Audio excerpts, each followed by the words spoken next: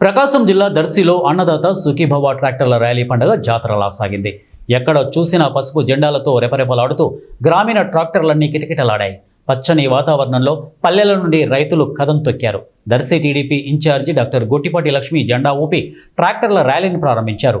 అంతేకాక doctor Lakshmi tractor నడపడం, ఎడ్లబండి ఎక్కడం ర్యాలీలో ప్రత్యేక ఆకర్షణగా నిలిచింది. అగ్రికల్చర్ మినిస్టర్ అచ్చెన్నాయుడు గారికి ప్రత్యేకమైన ధన్యవాదాలు. కూటమి ప్రభుత్వం అధికారంలోకి వచ్చిన వెంటనే సూపర్ 6 సూపర్ హిట్ అయింది, అవునా కాదా? ప్రజలందరూ ముందు స్వేచ్ఛగా ప్రశాంతంగా ఉన్నారు. మనకి గత 5 ఏళ్ల పాలన మనం చూసాము. ప్రతి రంగంలోనూ వ్యవస్థలన్నీ నిర్వీర్యమైపోయి అన్ని వర్గాల ప్రజలు ఇబ్బందులకు గురయ్యారు. 10 లక్షల కోట్ల అప్పులు మన రాష్ట్రం మీద వేసి అన్ని వ్యవస్థల్ని నిర్వీర్యం చేసి పక్కకి పోతే వాళ్ళు కూటమి ప్రభుత్వం అధికారంలోకి వచ్చిన వెంటనే మన చంద్రబాబు నాయుడు గారు ముఖ్యమంత్రి అయ్యారు కాబట్టే మన ఆంధ్ర రాష్ట్రం ఊపిరి పీల్చుకుంది.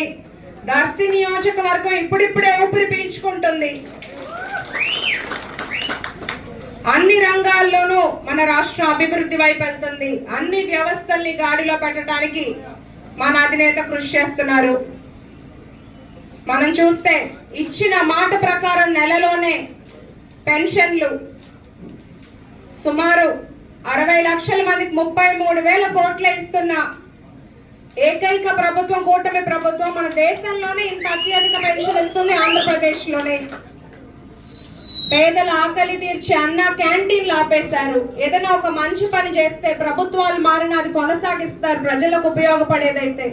కానీ ఆకలి తీర్చే అన్న క్యాంటీన్లు గత 5 ఏళ్ళు మూసేశారు. మన ప్రభుత్వం అధికారంలోకి వచ్చిన వెంటనే అన్న క్యాంటీన్లు ఓపెన్ అయినాయి. దర్శి నియోజకవర్గంలో కూడా అన్న క్యాంటీన్ పనులు చకచకా జరుగుతున్నాయి. అక్టోబర్ నాటికి త్వరలో అది ప్రారంభించేలాగా చూస్తున్నాము. దీపం 2 కింద మహిళలకి గ్యాస్ సిలిండర్లు, తల్లికి వందనం. ఇంట్లో ఎంతమంది పిల్లలు ఉంటే అంతమందిని చదువుకోమని తల్లుల అకౌంట్లోకి 10,000 కోట్లు ఒకే రోజున వేసిన ఘనత కూటమి ప్రభుత్వానికే ఉంది. ల్యాండ్ టైటిలింగ్ యాక్ట్ రద్దు చేశారు.